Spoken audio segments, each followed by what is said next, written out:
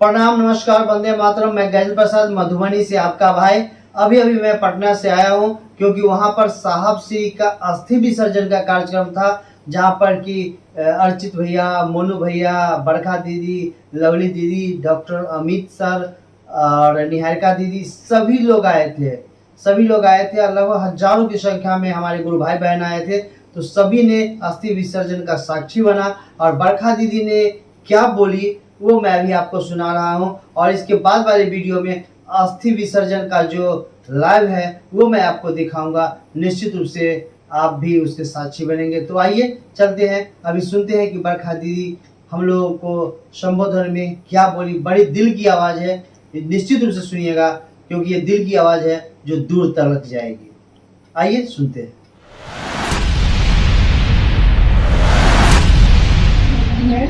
साहब के संकल्प पे चलने वाले लोगों के लिए ये धारा सतत प्रवाहित होती रहेगी और ये धारा हमेशा पावन होती है।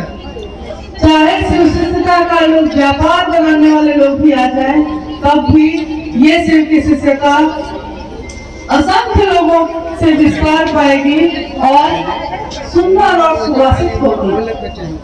साहब कहते हैं कि वो शिव हजार आंखों से देखता है। आप लोग बैठ जाए प्लीज। शिव की शिष्यता जो हमारे आपके दिल में साहब ने स्थापित, उन साहब को हम कभी भूल नहीं पाएंगे और न भूलने की बात है, वो हमारे दिल में है। जिस तरह महादेव के लिए हमको कभी नहीं लगता कि महादेव आज है और कल नहीं रहेंगे, वैसे ही साहब और दीदी के लिए भी हमारा मन कभी ये स्वीकार नहीं करता कि वो थे और आज नहीं है। साहब आज कण कण में है, हमारे रोम रोम में है, हमारे दिल की हर धड़कन में है। और साहब हरिकानंद ने असंख्य ऐसे लोगों को पैदा किया है जो आने वाले वर्षों में, आने वाले मनमांतरों तक शिव का गुरु कार्य करते ही रहेंगे, अहर्निश करते रहेंगे। हम सब आइए साहब से आशीर्वाद मांगे कि वो हमें ताकत दे और जो उन्होंने कहा कि मैं शरीर छोड़ने के बाद भी आप सबों के साथ हमेशा रहूंगा और ज्यादा रहूंगा।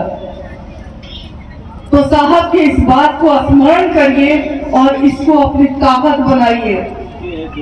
हमारी इस पीड़ा को कोई कम नहीं कर सकेगा, हमारे इस दुख को कोई कम नहीं कर सकेगा। लेकिन साहब कहते हैं ना कि पीड़ा के क्षण में गुरु की दया त्वरित होती है। पीड़ा के क्षण में गुरु की दया ही मरहम का काम करती है। तो ये पीड़ा का क्षण भी तभी कम हो सकता है जब हम गुरु की बात करते हैं। और जब आप डरते होंगे तो आपने देखा होगा कि आपको लगता है कि साहब है, साहब हम सबके साथ हैं।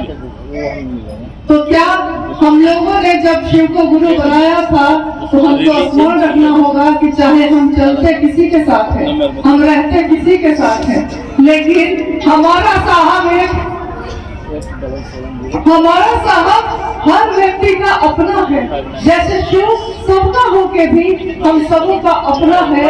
जो साहब ने कहा कि वो शिव सबका है, लेकिन जब तक आपका नहीं होगा, मेरा नहीं होगा, तब तक वो किसी परिणाम के लायक नहीं है। कोई परिणाम उससे नहीं मिल सकता। वैसे भी शिव के से भी अगर हमारे अपने नहीं हो सके तो वो साहब दुनिया में आए तो जरूर, रहे तो सबके लिए, लेकिन अगर मेरे नहीं हो सके तो कोई फायदा नहीं। वो सबके थे, लेकिन हम लोगों में से कौन उनका था? अब प्रश्न ये है कि वो तो सबके लिए थे और उनके लिए हम लोग गीत गाते थे कि साहब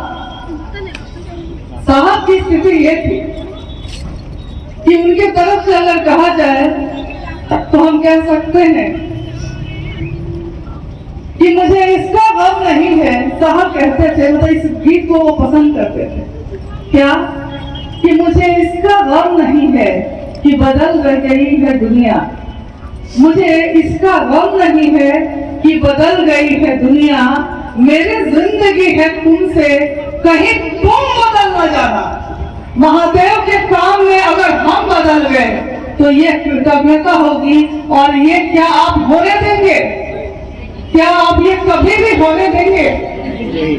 क्या आप किसी के कहने से डगमगाएंगे? क्या हमारे गुरु एक नहीं है? और क्या साहब ने ये नहीं कहा कि जब गुरु एक है, गुरु के पास जाने का रास्ता एक है, तो मतभेद कैसा? आइए हम भाई बहन एक दूसरे के गले लगे और महासमर के इस यात्रा में साहब के सहयात्री बने।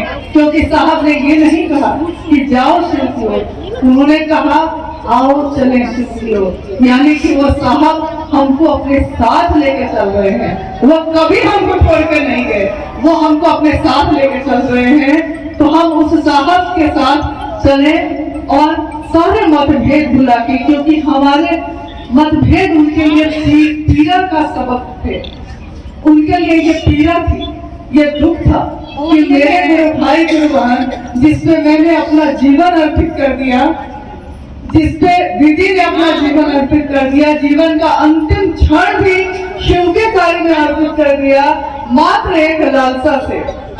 साहब यही कहते रहे कि मेरी तो कोई लौकिक चाहत नहीं थी, मेरी तो कोई भौतिक चाहत नहीं थी, मैंने तो बस इतना ही चाहा था कि जो शिव मेरे हैं वो तुम्हारे भी हो जाए, क्योंकि शिव से सुंदर कोई भी नहीं। तो आइए इस जगह पे आज साहब का अस्थि विसर्जन, हमारे पिता का, हमारे साहब का अस्थि विसर्जन इस पावन जलधारा में ऐसे हो कि माँ गंगा भी गौरवान्वित हो कि आज उन्होंने किसको अपने आंचल में लिया है।